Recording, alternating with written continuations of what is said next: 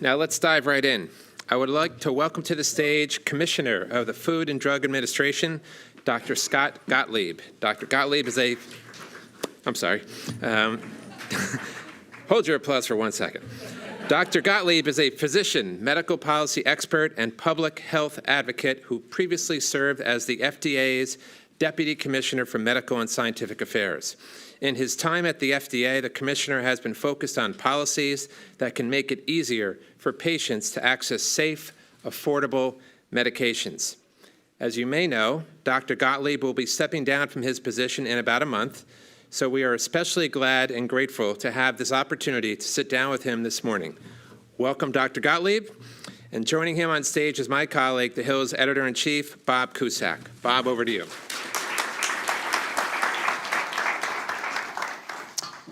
Thank you, Jack, and thank you, Dr. Gottlieb, for being with us today. Thanks to everybody in the audience, everybody on thehill.com. We're live streaming.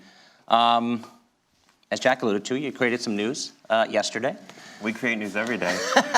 Yes, you do. But this was a shocker to many. In the healthcare sector, I checked with some healthcare experts. We have a few talking today. They didn't see this coming. 2 months ago, you basically put out a tweet saying, I'm not going anywhere. We've got a lot to do. So why are you stepping down? Well, look, I mean, Occam's razor, sometimes the obvious rationale is the real rationale. I mean, this was a job that I did 100%.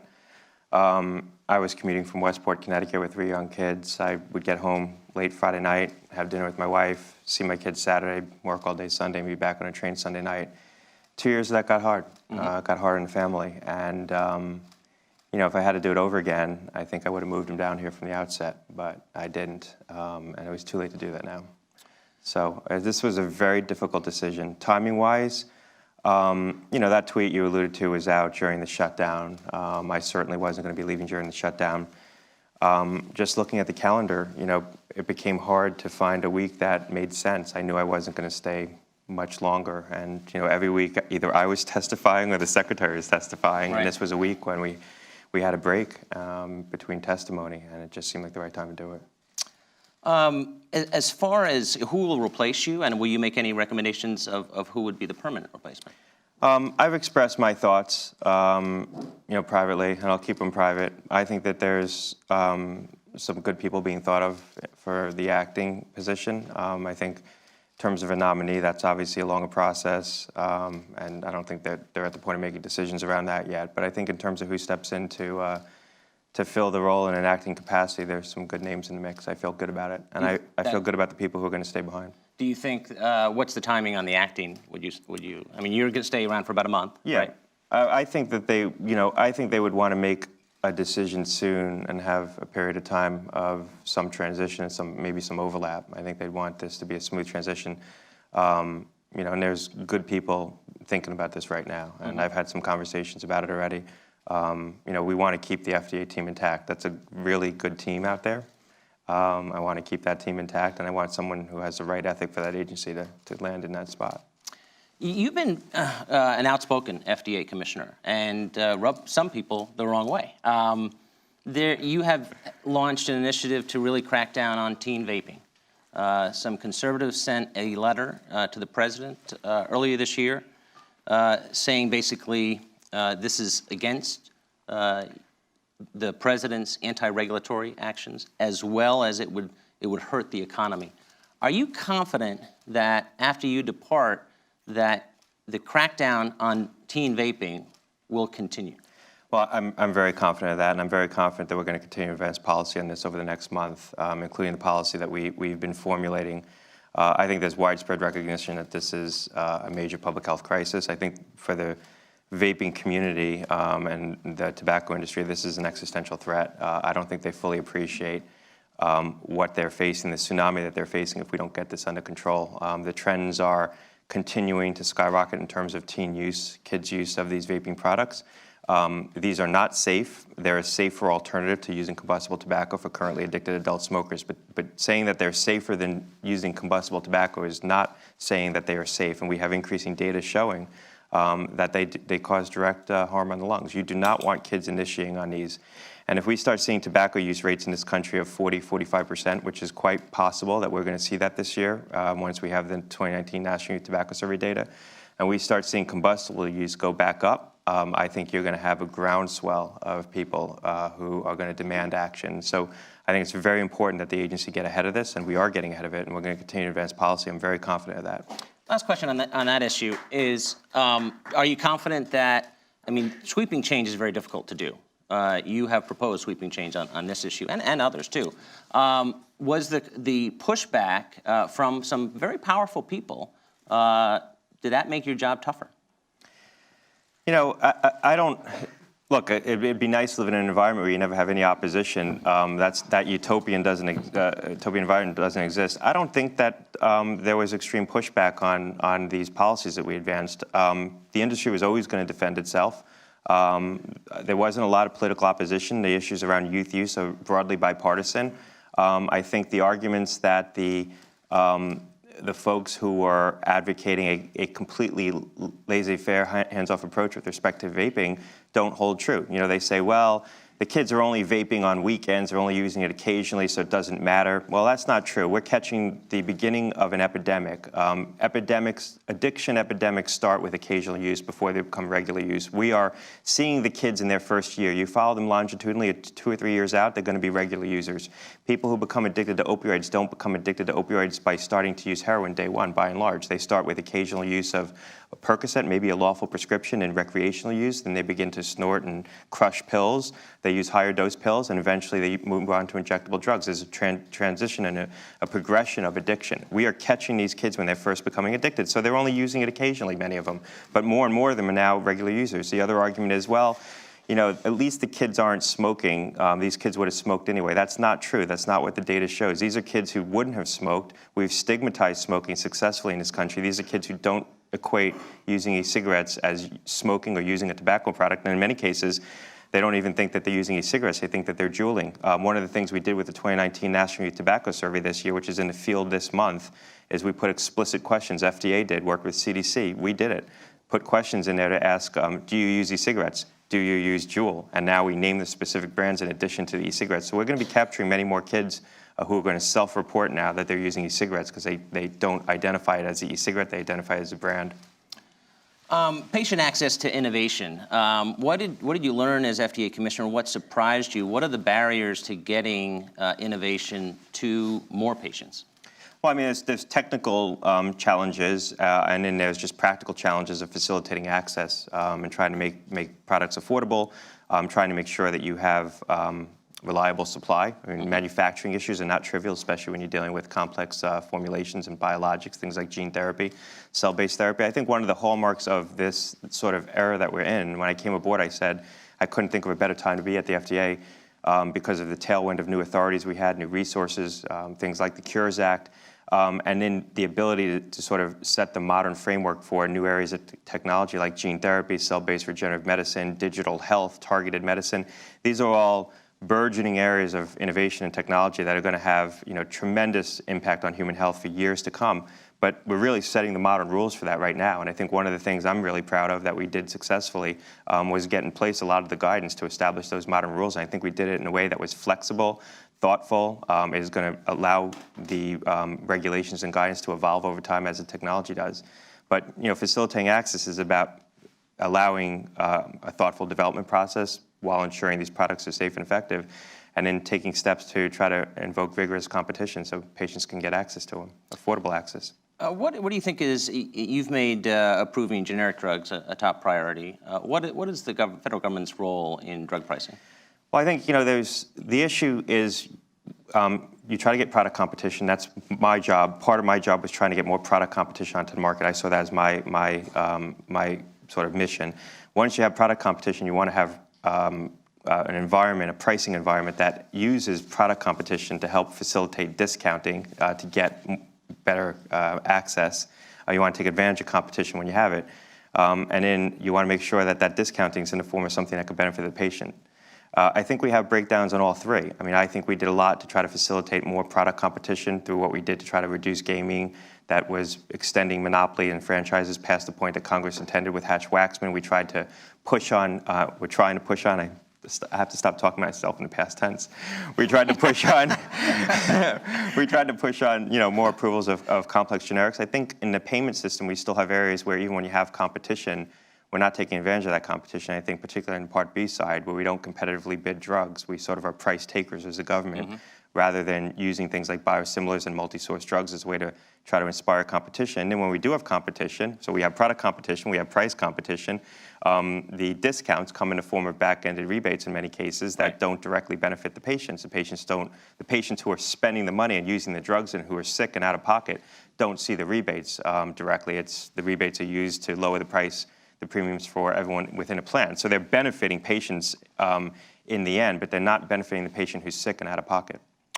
What can a lot of healthcare stakeholders here today, and there's, you mentioned the rebates and the first step therapy issue, and there's a lot of controversy over that. How can the healthcare community, which is often at odds with itself, help and eliminate some of these barriers? Well, one thing that surprised me is the inability of health plans to sort of shift prescribing towards situations where you have opportunities to get better value for patients. And I'm thinking particularly about biosimilars. When I talk to biosimilars, I think have tremendous opportunity to lower healthcare costs. Biosimilars have had a struggle to enter the market, in part because of the stacked rebates on the incumbent drugs. What I don't understand sometimes is why the health plans can't work with the providers to help make that transition to biosimilars if they're more affordable, and the health plan can extract a better pricing on them, make that a more rapid transition. They say that they have reluctance among physicians to take up the biosimilars. My view is, one of the reasons why we have PBMs and we have health plans and we have sort of an organized healthcare system is to make those decisions and to try to, shift utilization into areas where patients can benefit, including benefit through lower costs. So, I think the healthcare system can look at ways to do that better. With biosimilars, one of the things that the health plans are going to have to think about is, when you put a biosimilar on formulary, you might lose a lot of historical rebates, and you might not be able to shift enough market share to the biosimilar to offset the lost rebates in the first quarter or the second quarter. But in the long run, you're going to save a lot of money. And I would hope that health plans would take the long view in trying to adopt biosimilars and put those onto formulary, recognizing there might be some lost money in Q1, but by Q3, Q4, you're going to save money in the long run, and you're also helping to facilitate a burgeoning market. We have a question from Twitter from @Caroline Lee. The process for how vaccines are administered has not changed in decades. How is the FDA encouraging innovation in this area specifically? Not really sure of the question, the way they're administered. You mean with needles? I assume so. But what do you think of the whole controversy over vaccines? There was a big hearing yesterday on Capitol Hill about vaccines, and there's both on the left and the right, there is suspicion of vaccines, but a lot of healthcare experts say that really should not be paid attention to. Look, these are some of the most exhaustively studied questions in modern times, scientific questions, and what we've done to study the MMR vaccine in particular to try to reinstill confidence in that vaccine is probably the largest scientific undertaking to study a single question. We proactively, I was at FDA at the time, we proactively reformulated the MMR vaccine to take thimerosal out, not because we had any concerns around thimerosal as a preservative, but consumers did, and to try to inspire consumer confidence, we worked with the companies to reformulate it. I think we have to accept that this is a debunked question. I mean, this has been firmly studied, and at some point you have to say we have enough science. We've answered the question, and I think that we've answered the question. Now, that said, I understand the concern of any parent putting what's perceived as a complex medical product into an otherwise healthy child, but we can't lose the public health gains that we've made with vaccines. I mean, they've been one of the modern miracles of medicine. I spoke before the state attorney generals yesterday from most of the 50 states and delivered a message that states continue to adopt exemption laws that are irresponsible. These aren't just state issues anymore. I firmly believe states should regulate the practice of medicine, and we should try to defer to states to set these kinds of standards and medical practice standards within state boundaries. But these laws are of a sufficient laxity that they are not just having implications for the states, they're having national implications. Borders don't respect disease, and they don't respect measles. And I think if we see the states continue to go down this path, you're unfortunately going to see more and more discussion around what we should do at a federal level. And there's quite a bit that we could do at a federal level. And I think a lot of us in a public health position are reluctant to step into this, talk about it too aggressively, because the last thing I want to do is make this a federal government versus states' rights issue, and that's because that's just going to further enrage people who want to impose, laws that might move in a direction that would be counterproductive.